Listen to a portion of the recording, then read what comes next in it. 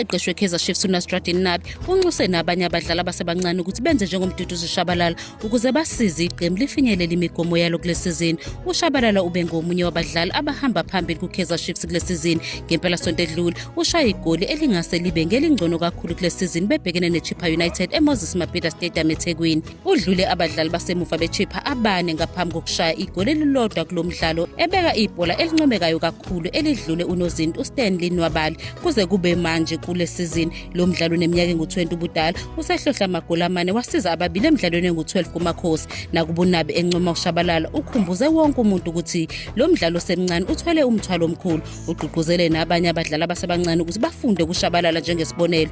uNabi uthe ugxile eqenjini lonke kodwa uyakubona ukwenza kahle kukaShabalala. Kubalulekile ukuthi kwesinye isikhathi ingcindezi iba nomthelela endleleni abadlali abadlala ngayo, kodwa ujabule ngokungaguquki kukaShabalala kuze kube manje. uShabalala kulindeleke ukuthi ahole ukuhlasela kwamaGlamour Boys emidlalweni wabo olandelayo neCape Town City ngeSonto. iCape Town City ayinayo umqeqeshi ngokugcwele ngemuva kokuhlukana noEric Tinkler kulandela ukuhlulwa amaZulu FC ngempela sonto edlule. Lokhu kuhlula kwenzeka emidlalweni yabo emihlanu emidlalweni eyishumi kule sizini, okubashiya besendaweni ka-12 ngamaphuzu angu-11. Kulindeleke ukuthi bamemezele inhloko yomqeqeshi wesikhashana ngaphambi komdlalo neKaizer Chiefs uDioko Peral noma uLebohang Manyama abangase bangenele ukhetho.